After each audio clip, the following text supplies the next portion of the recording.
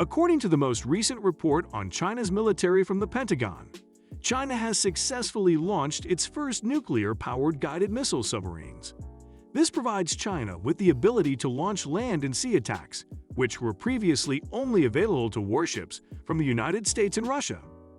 The assessment from the Pentagon, which was released on October 20th, is the first apparent proof that customized submarines that have been observed in Chinese shipyards over the past 18 months are Type 093B guided missile submarines. According to a report from the Pentagon, the Chinese Navy will have the capability to conduct long-range precision strikes against land targets from its submarine and surface combatants using land attack cruise missiles, notably enhancing China's power projection capability. This capability will be available in the immediate future. The Soviet Union produced conventionally armed missile submarines during the Cold War.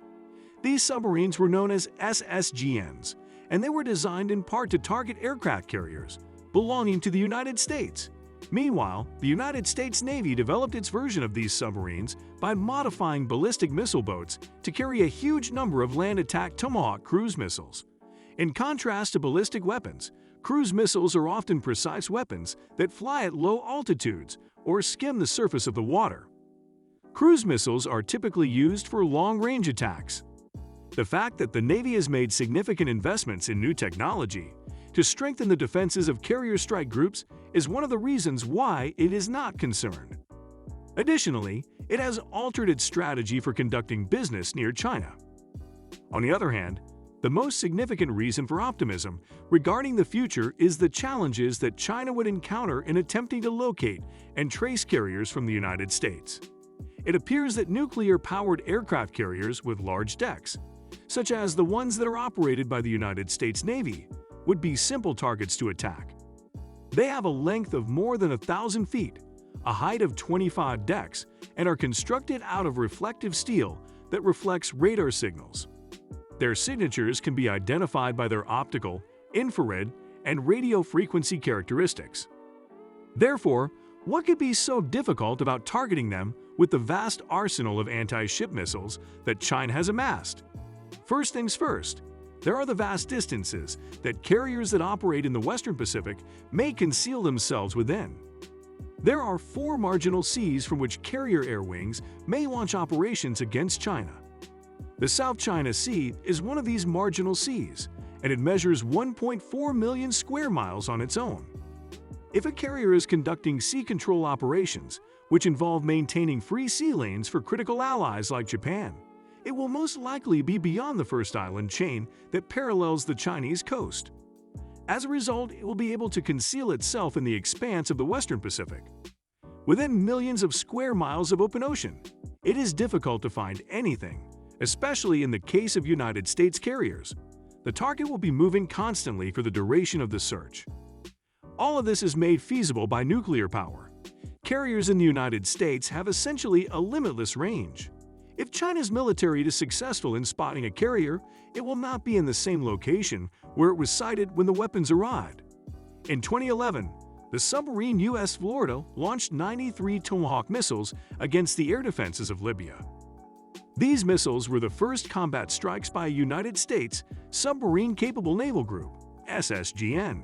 And according to regional military attaches, Chinese strategists were paying careful attention to the incident. The People's Liberation Army Navy (PLA) will be keen to deploy the vessels as an additional weapon against aircraft carriers, as well as a land attack platform, according to some observers. This will allow the PLA Navy to launch attacks from a significantly larger range than its fleets of smaller attack submarines.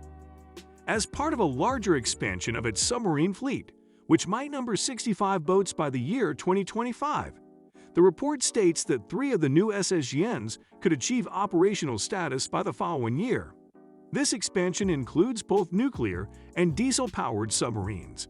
The confirmation comes at a time when China is building a new generation of nuclear-armed boats as part of its growing deterrent force. This is happening at the same time as the submarine arms race is intensifying. The United States Navy and other forces around the Indo-Pacific area are increasing their deployments and increasing their contingency planning to follow China's submarines while they are at sea. This is one of the primary drivers of these efforts. Colin Ko, a security scholar based in Singapore, stated that the SSGNs were among the most significant new capabilities that the Chinese Navy possessed. It is anticipated that China will have a core armament consisting of cruise missiles. According to him, this may theoretically enable them to carry out saturated land and anti-ship operations at standoff range. This would make it more difficult for China's competitors to make strategic calculations. I would also expect the Chinese to have learned from the Russian experience in using them to threaten U.S. aircraft carriers with an SSGN.